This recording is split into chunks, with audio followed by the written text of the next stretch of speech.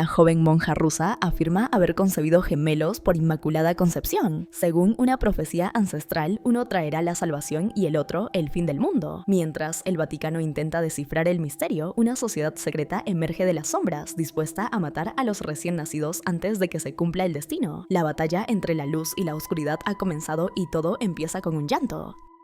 En un clima impregnado de un temor ancestral, un grupo de sacerdotes y sacerdotisas es víctima de un ataque despiadado por parte de una figura desconocida. Sus vidas son cegadas con violencia y tras ser decapitados, sus cuerpos son despojados de toda vestidura, dejando al descubierto en sus espaldas misteriosas inscripciones en lenguas extintas y símbolos arcanos. Acto seguido, la piel de sus cuerpos es cuidadosamente retirada y entregada a un hombre de aspecto inquietante, cuya mirada se ve parcialmente oculta por un parche, un tuerto que observa desde las sombras. Tiempo después, en un convento enclavado en algún paraje remoto de Rusia, un grupo de monjas comparte una cena modesta. Entre ellas, Julia destaca no por sus palabras, sino por su silencio. Su mirada extraviada y actitud ausente contrastan con la serenidad del resto.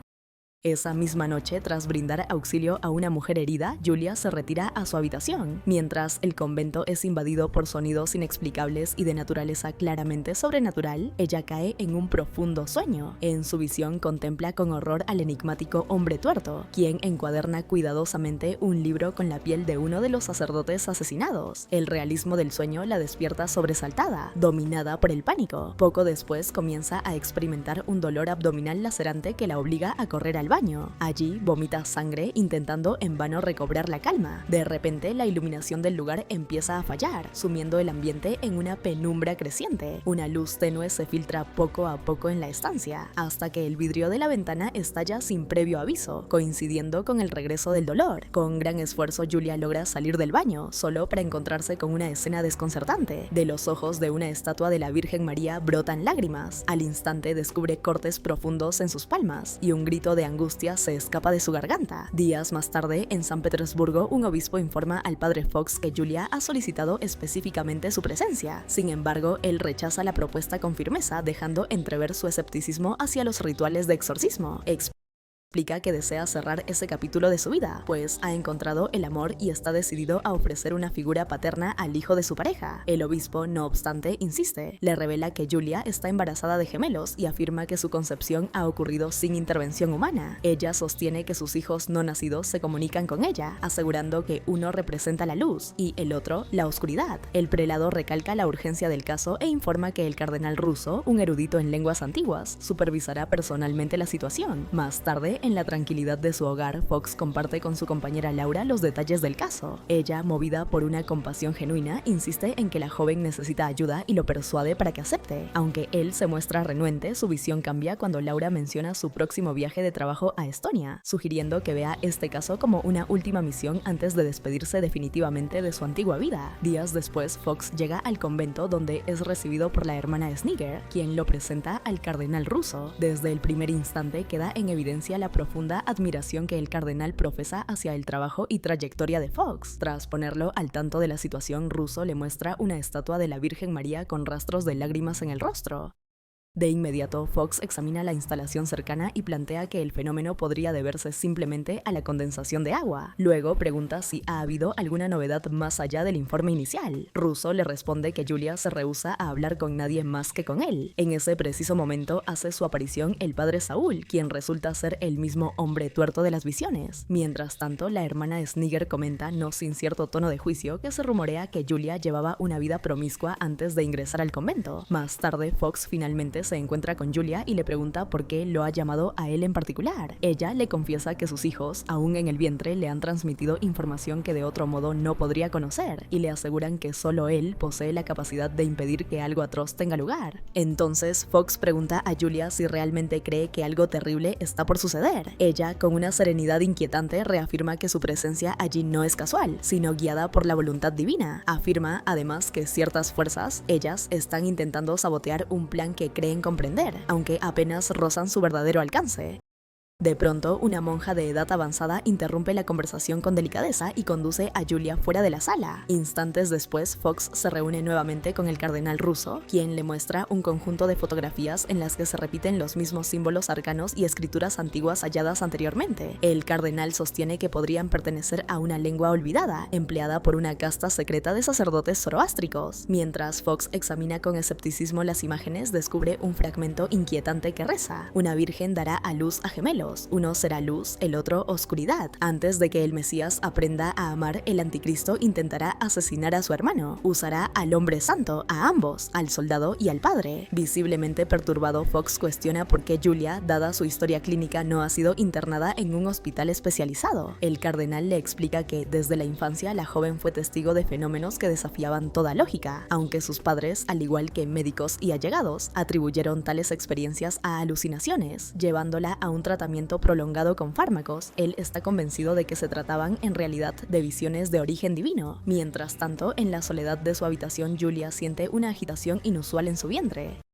El terror la invade, la puerta se abre lentamente y ante ella se presenta el enigmático padre Saúl. Poco después, sus gritos desgarradores resuenan por el convento. Fox y el cardenal los escuchan, pero no reaccionan con premura, y Julia termina siendo sedada por las monjas. Más tarde, mientras se dirige a su habitación, Fox percibe el crujido de una puerta que se abre tras él y una sombra que lo sigue en silencio. Guiado por la intuición, descubre unas huellas húmedas y decide seguirlas. Pronto se encuentra con Julia, desnuda, avanzando lentamente hacia un estanque cercano. En un intento desesperado por alcanzarla, se lanza al agua, pero ella se desvanece ante sus ojos. En medio del estanque, Fox encuentra dos recién nacidos flotando, envueltos en un silencio sepulcral. De pronto, un grito de Julia retumba en sus oídos, y él se despierta, empapado en sudor. Al incorporarse, descubre a una monja inmóvil en una esquina de su habitación, de espaldas a la pared. Su presencia lo sobresalta profundamente. Fox acompaña a la religiosa de regreso a su celda. Al parecer, la mujer se encuentra en un episodio de sonambulismo. Luego de cubrirla cuidadosamente con una manta, nota desde la ventana una silueta que lo observa en la oscuridad. De regreso al pasillo, escucha una conversación privada entre el cardenal ruso y el padre Saúl.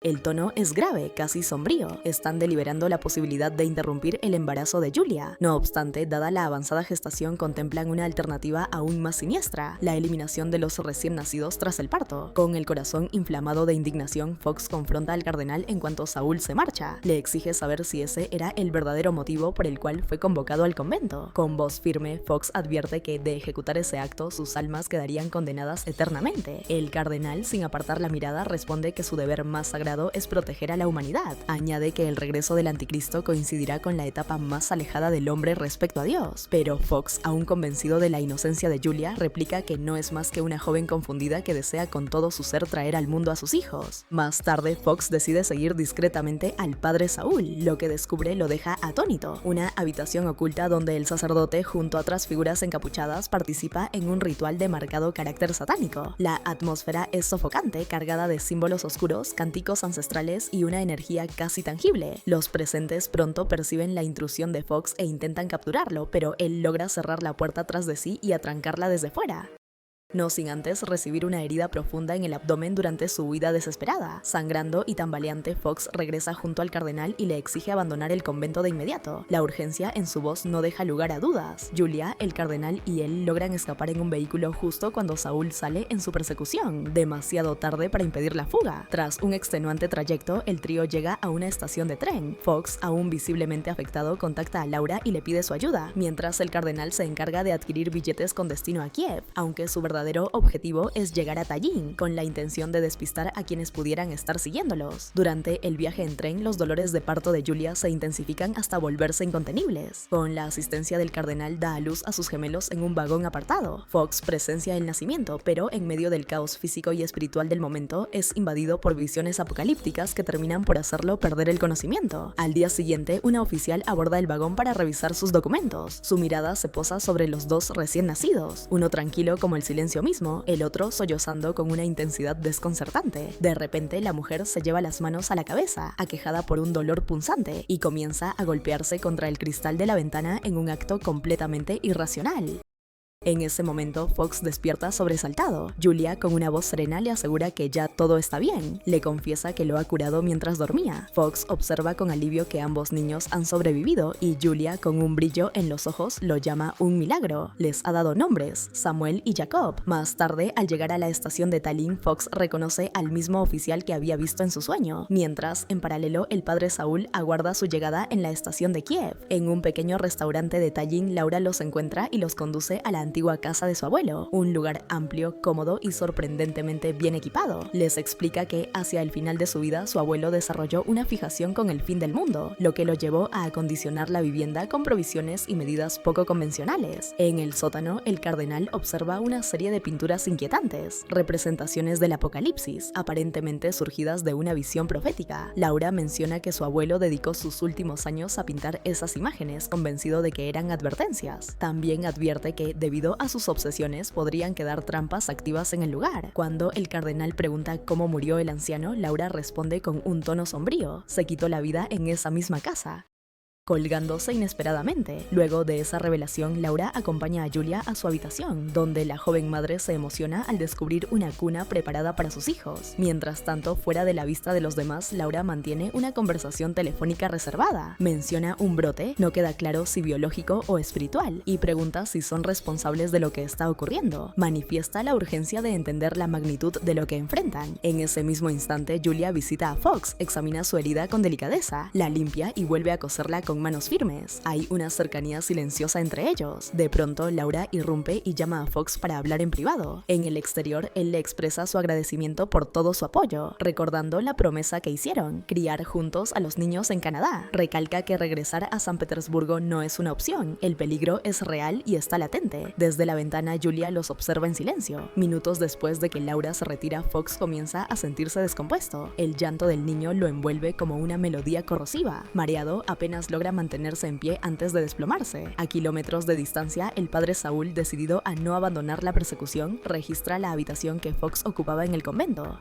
Allí, entre las páginas de uno de sus diarios, encuentra varias fotografías de Laura. Ahora sabe exactamente dónde buscarlos. A la mañana siguiente, Fox despierta lentamente, aún con el cuerpo fatigado pero con el alma un poco más en calma. Julia, en un gesto de gratitud y ternura, le prepara el desayuno. La escena, sencilla y cálida, parece ajena al caos que los rodea. Más tarde, Fox decide salir a caminar por el bosque que rodea la propiedad. En su recorrido se topa con un ciervo atrapado en una red. Con movimientos cuidadosos logra liberarlo. El animal, lejos de huir, se deja acariciar brevemente, como si reconociera una afinidad. En ese momento, el cardenal aparece entre los árboles y lo observa en silencio. Mientras tanto, el padre Saúl, incansable en su persecución, llega a la oficina de Laura siguiendo la débil estela que han dejado tras de sí. Esa noche, Julia le retira el vendaje a Fox para revisar su herida. Ambos quedan perplejos. La herida ha sanado por completo, sin dejar rastro. La cercanía entre ellos se intensifica. En sus miradas se percibe una atracción que ya no se esfuerzan por ocultar. Sin embargo, el llanto de uno de los niños interrumpe el momento. Julia, con una sonrisa enigmática, comenta que parece que los pequeños desean verlos juntos.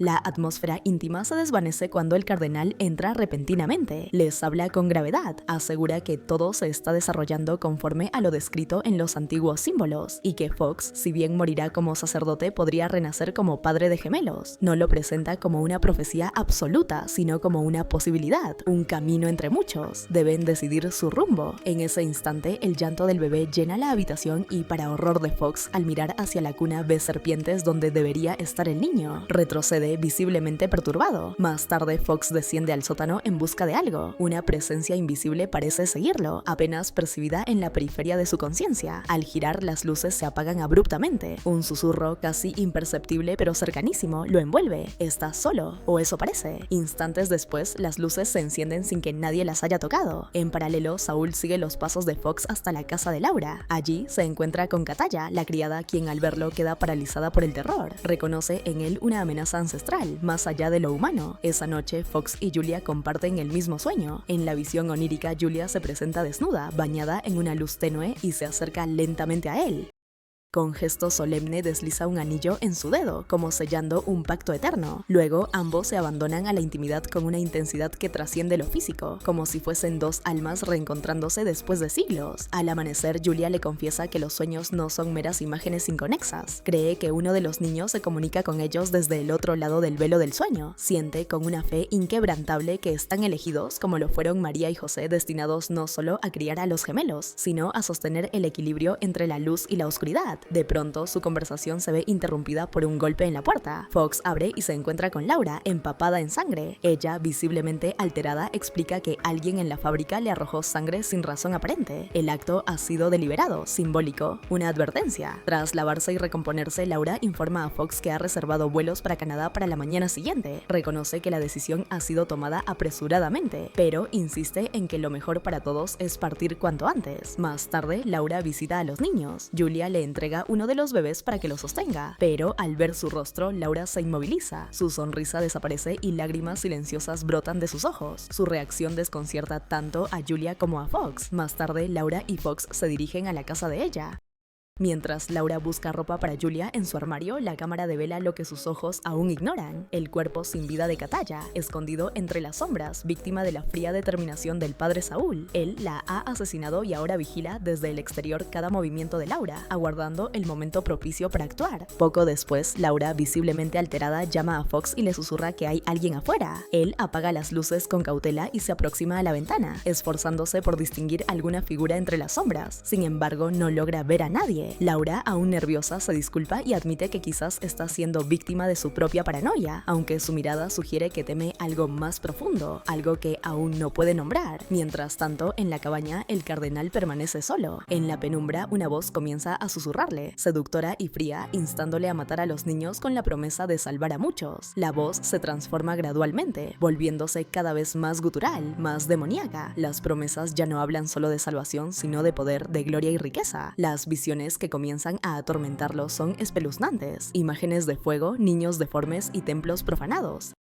El cardenal intenta recobrar la calma bebiendo agua, pero su intento fracasa cuando ve una figura acechando desde la ventana. En un acto impulsivo, toma su rifle y sale al exterior, guiado por la figura hacia el bosque. Las voces reaparecen, ahora más cercanas, murmurando en lenguas olvidadas. De pronto, se encuentra cara a cara con el extraño que ha estado siguiendo. Este le dice con voz firme y desprovista de emoción: «Eres lo que sirves». Paralizado por el miedo, el cardenal observa cómo una versión más joven de sí mismo se acerca lentamente. En ese instante, su pierna queda atrapada en una trampa oculta bajo la hojarasca. El dolor lo consume mientras intenta liberarse. Una manada de lobos comienza a rodearlo, sus ojos brillando como brasas encendidas en la oscuridad. Su doble más joven le ofrece una salida: ayudarles a destruir al niño a cambio de poner fin a su sufrimiento. Pero el cardenal, con el rostro desfigurado por la angustia, le escupe con desprecio. El espectro se retira y, acto seguido, los lobos se lanzan sobre él, llevándose consigo su vida en una marea de colmillos y sombras.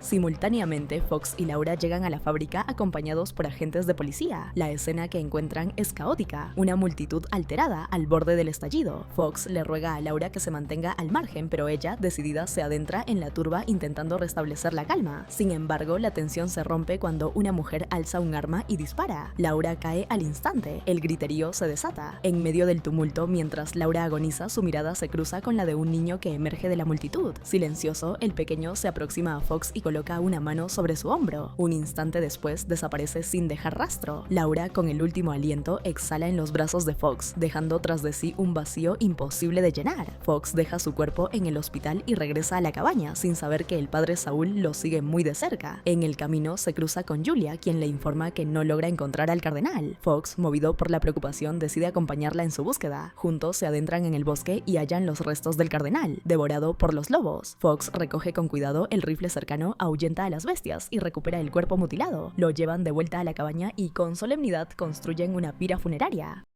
Mientras las llamas consumen lo que queda del cardenal, el aire se carga de una melancolía solemne. En paralelo, el padre Saúl penetra la cabaña, guiado por una fuerza maligna. Encuentra a los niños y una voz siniestra lo seduce: «Mata a mi hermano y te daré reinos». Ante sus ojos se materializa una entidad demoníaca con apariencia de niño, cuya presencia emana un aura densa y corrupta. La criatura dirige la mano de Saúl hacia el otro bebé. Está a punto de ejecutar el acto cuando Julia irrumpe. Trata de impedirlo, pero Saúl la domina rápidamente, infligiéndole heridas heridas que la dejan inconsciente. Cuando Saúl se dispone a completar su siniestro propósito, Fox irrumpe en la habitación. Se desata un violento forcejeo entre ambos. Saúl, más fuerte y poseído por una determinación fanática, logra someterlo. Debemos matarlo, solo así se detendrá, grita. Pero Fox, en un último acto de fe y coraje, toma una cruz y la hunde en el rostro de Saúl, arrancándole su único ojo. El enfrentamiento se detiene abruptamente cuando Julia, aún débil pero consciente, se arrastra hasta un arma cercana y dispara. El disparo atraviesa el pecho de Saúl, quien cae pesadamente al suelo, su rostro congelado en una expresión de furia y derrota. Mientras el silencio retorna, Julia, jadeando, le dice a Fox que deben marcharse de inmediato. Sabe que no han vencido del todo, la secta vendrá. Y cuando lo haga traerá consigo todo el horror del que apenas han escapado. Justo entonces Julia se sobresalta al ver una figura en la penumbra. El abuelo de Laura está de pie junto a ellos. Fox, sin embargo, no ve a nadie. El anciano, sereno y fantasmal, señala hacia lo alto, como si les indicara un último secreto por revelar. Comprenden que deben subir al ático. Allí, rodeados por el polvo y el silencio del pasado, descubren una colección de pinturas enigmáticas. Cada una parece representar momentos que aún no han vivido o que apenas han comenzado a comprender. Julia se detiene ante una imagen que, según ella, retrata su huida del convento. Otra muestra la muerte del cardenal ruso, capturada con una precisión inquietante. Una tercera pintura revela a Laura sosteniendo a su bebé, una escena que jamás llegó a ocurrir, o al menos no en este plano de existencia. Julia guía a Fox hacia otra pintura, la representación exacta del sueño que compartieron. Él la observa, atónito, hasta que rompe en una risa amarga. Dice que ha desperdiciado toda su vida negando lo evidente, ignorando las señales. La profecía es real, susurra, pero Julia lo interrumpe con firmeza. Aún no está todo decidido. El diablo podría ganar. No está luchando contra Dios, está luchando contra nosotros.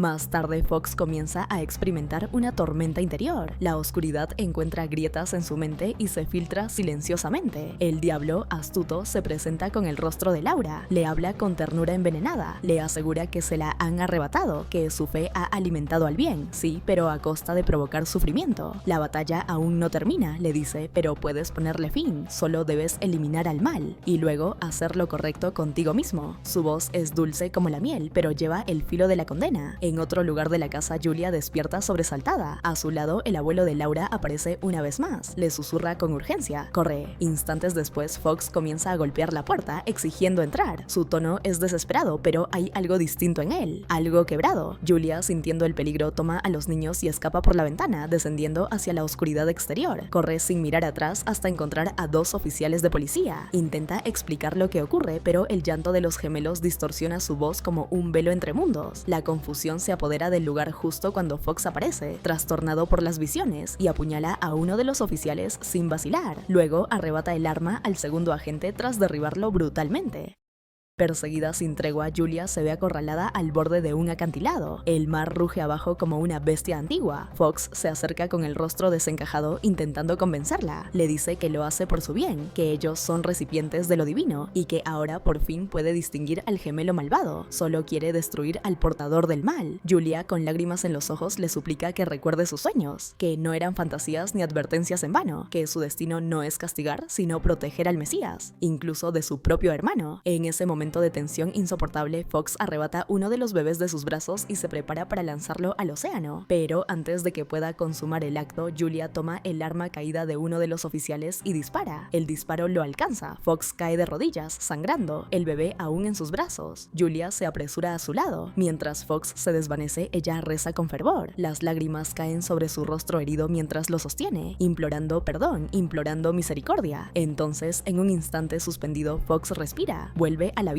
como lo predijeron las escrituras olvidadas. El sacerdote moriría y el padre de los gemelos nacería. Con el alba asomando en el horizonte, Julia le susurra: no estamos destinados a saber por qué, pero el amor es el único camino. Regresan a la cabaña exhaustos pero unidos. La noche les concede un último refugio. En el silencio, mientras los gemelos duermen en paz, Fox y Julia se abrazan. En ese instante final se entregan no solo en cuerpo sino en alma, como dos sobrevivientes de una guerra sagrada que apenas ha comenzado. Así concluye esta historia, no con respuestas, sino con esperanza.